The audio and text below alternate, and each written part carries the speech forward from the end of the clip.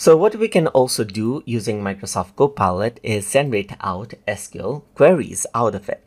So if I were to go around and type in this prompt, call write SQL query to create a table about different types of fruits, and make sure that there are 4 columns. First column should be SN, second column should be name, third column should be nutrition, and fourth column should be color right here.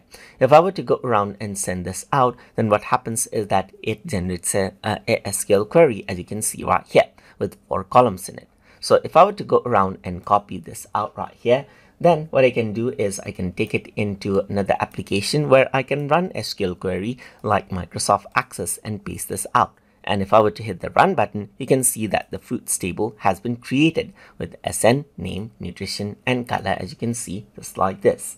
So that is how you can generate SQL queries by using Microsoft Copilot, just like this. And if you want to learn more about Access, you can check my tutorial series on Microsoft Access as well. So I hope you guys learned something as always. And as always, please like, comment, share, and subscribe.